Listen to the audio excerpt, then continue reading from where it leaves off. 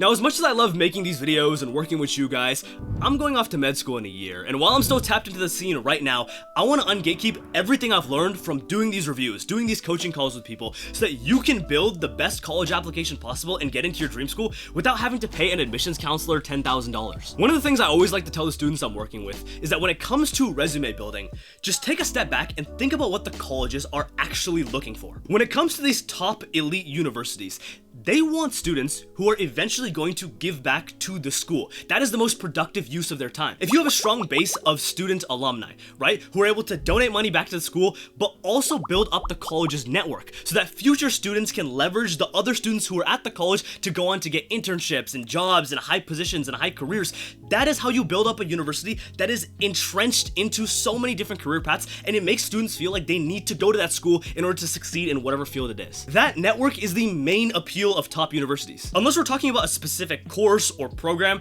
the actual education, like in a classroom that you receive at an Ivy, is very comparable to other schools. Sure, Brown University's open curriculum is very unique, and it's cool if you want to study something interdisciplinary. But at the end of the day, there are only so many ways you can teach calculus or study cell biology. It's the same stuff. You want to go to a top school so you can leverage their network, and the top schools want to accept you so they can build up their network. So given all of this, do you think the 15 hours of food bank volunteering you did is going to make a difference? Look, if you're watching videos like these in your free time, I know how much effort you're probably trying to put into each of your activities, but honestly, take the time to think about how an admissions officer is going to view your file. You have to remember that when they're reading over it, they're just scrolling through the activities that you've listed out, spending maybe 10 to 20 seconds reading what you've written, making one or two notes, and then moving on. Choosing your extracurriculars is not about just checking the boxes. It would be phenomenal if I could just hop on this video and tell you, yeah, go ahead, get one paper published, get one national level award, and do 100 hours of volunteering and you'll get into Harvard. But that's just not how it works. And when you watch these videos, just keep in mind that whenever someone tells you a particular piece of advice, right? Like for example, if I tell you, go on to publish a paper, it's gonna help your college applications. Don't use that as the guidelines, like a box, and think, oh, Pratik said to go publish one paper, I'm gonna go publish one paper, done, end of story. Think about how you can make the most out of those experiences. Your mentality surrounding this should always be on the creative side. So for example, publishing one paper is great, but there are so many other things we can do to build on this to differentiate yourself even further, right? Publishing one paper is a guideline. You could scale vertically by doing more than one paper. You could scale horizontally by trying new projects, doing deeper research work, or for example, with the research work you're doing, actually go on to do some clinical trials or implement the research or build the actual functional product. If you want the honest truth here, 90% of the people who end up watching videos like these will take like the easiest extracurriculars out of the video, the easiest activities that they can do, and they'll kind of do like a mediocre job with them and stick it onto their application. And what's happening with current admissions, especially in 2024, 2025, as we get into this cycle, is that the applications, especially post-COVID, are all trending in this very same direction. Among above average students, it's like people are working off of a very, very similar template, where they have one nonprofit that's maybe spreading some kind of awareness or doing some kind of tutoring. That seems to be like the default option for so many people in that department. And then in addition, they have one volunteering experience, and then they have one club in high school that they were able to get to like vice president or president of, and they're throwing these activities together and then submitting it to top colleges. Let's make it clear. If you were to have an application like that 10, 15 years ago, sure, it might have gotten you into a T20 school or even an Ivy League. But today, that seems to be the norm amongst the thousands of students who are applying to top universities. Don't also lose perspective of the fact that these are above average students, right? There are still plenty of people who try to apply to Harvard with like a 1200 SAT score, and it, unfortunately, it just doesn't work out like that. But the truth is that among those top students, if you want to differentiate yourself from the whole pack, right? If you're applying to like a UC school, for instance, they received over 250K applications last year. They don't even accept SAT scores. You need something more than that. You can't just go off of the easy template strategy and expect that it's going to work. You can't just copy the same extracurriculars everyone does in your high school and expect to stand out. If you want to get ahead, the first step is undoubtedly deciding on what you want to do with your future, what your career interest is, what at the minimum, what field you want to go into. Because the goal with deciding on what extracurriculars you want to pursue is in part sure for your college application, but the other half of it comes down to actually being able to build the skills that will transition over to college, to your internships, to your career beyond. You are going to university to set up a good career, not just to have the prestige of going to a top college. Let's talk about the truth for a second. if you go to Harvard, congratulations, you got into Harvard. But when you're at Harvard, you don't get to flex that to other people at Harvard. That feeling of like, oh, I'm special, that goes away. The only thing that sticks with you after you go to college are the skills that you built. So at that point, balance doing things for your college application, great, but also what you can learn and gain from those same extracurriculars. When you have a career interest in mind, it allows you to build a story, a narrative arc around what that's going to be. Out of the 100+ students that I've worked with, it is incredibly rare for me to ever run into a student that has their extracurriculars too narrow or too niche into a specific field. If everything you've done is around, for example, one narrow like machine learning CS topic, and that is your interest, typically you've done so much work into that field that it is impressive to where it is the standout, right? Don't ever feel scared that all your extracurriculars are going in like one direction and you need to diversify. It's highly unlikely that you being so invested into one particular thing is actually going to hurt your application. Compared to the thousands of other students who have just dabbled in what you've done, you going that deep into one particular club or competition or whatever it is that you're interested in is going to help your case, not hurt it. As we enter this next school year and you're going to your club fair and you're trying to decide what activities to pick, think about how each new activity is going to connect to this story and build your messaging for how you want to pursue that particular career and how you're going to leverage the extracurricular that you're in to succeed in that field further. Don't forget that the reason that colleges want to see certain extracurriculars is because they are indicators that you actually know what you're doing, you know that you like the field, and that you're demonstrating talent in it. That's the whole reason they're looking for it. It's not for some random arbitrary reason. Also keep in mind that you have 10 activities total, and that includes things like your volunteering, any internships that you do, each one will count as its own activity, any summer programs that you attend. It fills up quick. At the end of the day, you never know where the club is actually going to take you because part of your ability to succeed is just based on the people you're around. If you have good friends, good peers who you're able to work with, for example, on like a science bowl team, and you guys can go on to win nationals, by all means, man, go for it. Even if that wasn't your number one activity in your head that you thought you'd do in high school, you're gonna make the most of the situation you're in. One of the most frustrating things about watching YouTube videos like these, right? You got a fancy title. Oh, you don't know what extracurriculars to pick? Just watch this and I'm gonna tell you exactly what to do. Here's the truth, homie. The people who are watching this video, right? You right now. Think about all of the other thousands of people who are also watching this video, who have a range of interests and fields they want to go into. There are people watching this who want to be lawyers, who want to be doctors, who want to be astronauts, bro. How am I going to give you the exact extracurricular blueprint to get into whatever field, whatever major you want? It's just not realistic. You know I'm not here to waste your time with these videos, and I think a lot of the other up-and-coming creators in this field are trying to help as well. But if you actually want to know the exact extracurriculars that you should be doing, I'm gonna give you the tech right now. Part of the reason why I can't just make like a list of activities that every single major should be doing is because certain extracurriculars, certain opportunities are not going to be available to you based on where you live, and other opportunities that are equally as good are going to be. And so undoubtedly the best strategy to figure out what makes the most sense for you is to network with upperclassmen and people who recently graduated from your high school who are going down the path that you want. They don't even need to have gone to your high school. They can just have been from your city and have gotten into the school that you want or the particular program that you want.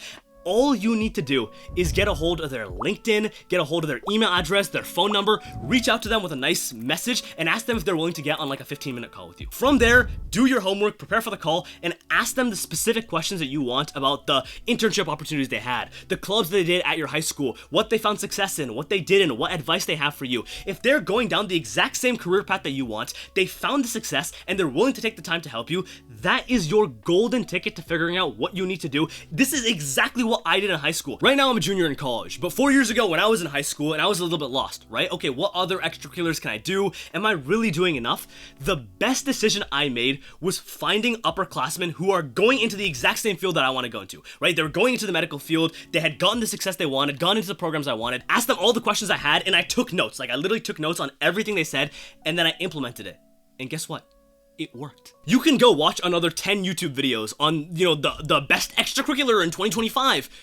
But homie, the best extracurricular is going to be the one that you have access to and that you're able to succeed in with mentorship. And you're going to get that from the homies that you can network with that have actually found the success. Once you figure out your own blueprint, your own template for how you're going to get to where you want to be from where you're currently at, the next step from here is to focus on leadership and longevity. Even if you manage to put in 1,000 hours into a club in 1 year, college admissions officers are still going to be drawn to the people who are able to be consistent with the club for 4 years, have that impact over time, Also, realistically, the second option is the only one that's functionally going to work, right? You can't be in senior year and expect to just dump a bunch of time, have the impact, and then make it show, right? You want that consistent work over time, and that consistency is also how you're going to get yourself those leadership positions, right? You get to know the people in the club, you get to know the teachers that are running it, the mentors, the advisors, and you build up your own rapport, right? You get elected into a leadership position, and then boom, you are the one who's directing a nice little organization that's having real impact. Start earlier on and just work to be consistent over time. It's a lot easier to dedicate a couple hours a week to a club, and even if you don't notice the immediate impact or rewards at first,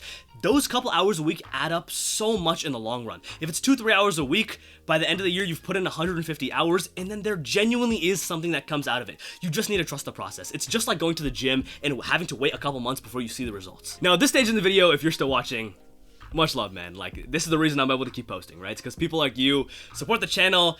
They're actually able to use this device, and because of that, I want to put you on to this one piece of guidance that I've never seen anyone bring this up on YouTube, but I genuinely believe that this is the key to being able to succeed with depth in multiple different activities. Every once in a while, right, if you're like scrolling on like Reddit or like College Confidential, you run into these applications where it feels like people have unlimited time. Like, every extracurricular they touch just turns to gold. They have national level awards in so many different things, and you're just sitting here wondering like how they did it. You can barely manage one activity. How is someone able to win at the top level in 4 or 5 different things? This is the trick to doing it. Okay? Your brain can really only focus on one thing at a time, or at the most, one main thing and one side thing. Your time commitment when it comes to these extracurriculars looks something like a J curve, where at first it's like slow, right? You're putting in an hour or two a week, maybe you're showing up to practice every once in a while, or you just have a little meeting, and then as you approach like the competition or the big event or the deadline, the amount of work you put in slowly starts to increment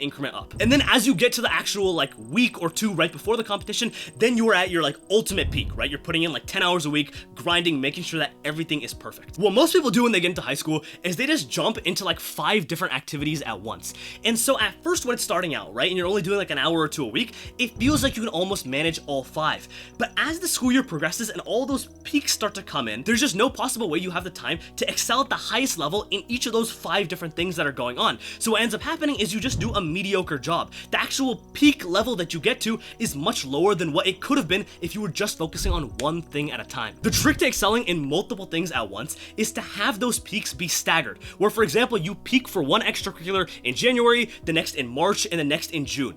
In that way, you're able to balance out your time into all of these different things and have a much more natural course of being able to, go on, compete, put your all into it, and then succeed. Figure out exactly when each of your activities gets busiest, okay? Most competitions tend to happen in the spring, but you'll know all of these deadlines as soon as you start in September, October. But Pratik, what if those deadlines are overlapping, right? It's not like you have control over the competition dates. What are you supposed to do? It still comes back to the same point.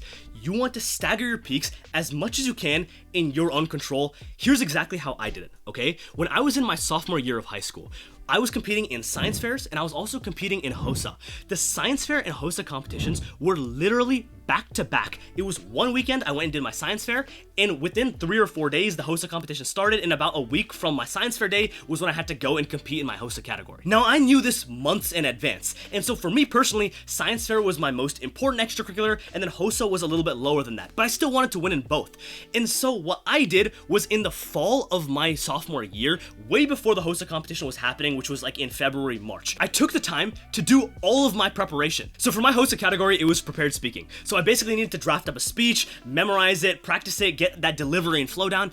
I did all of that 4 months before the competition. I got all of the legwork done, and then I just let it sit. Once that HOSA work was done, I would just come back every week for about 1 to 2 hours and do a little bit of review, and then use the majority of my time to just focus on science fair. I staggered the peak months in advance, put in all the work early, and then just coasted all the way until the actual week of the competition. As my science fair was rolling around, I had that just peak naturally, went ahead, competed, did my thing there, and then right after, for example, a competition's over, right?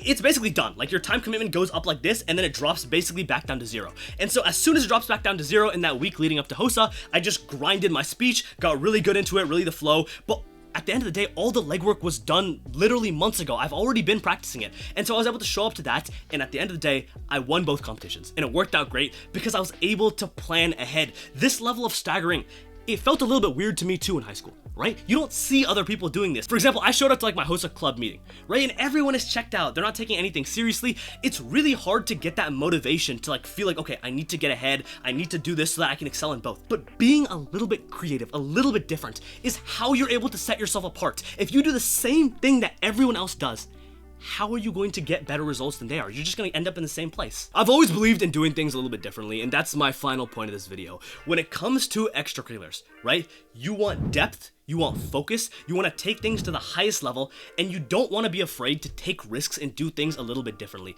I know the amount of peer pressure you go through in high school, the fact that like other people, you're always seeing the best, right? You're always seeing the best that people are putting themselves out, and in that environment, it always feels like, okay, maybe I should do this club, maybe I should get involved in this.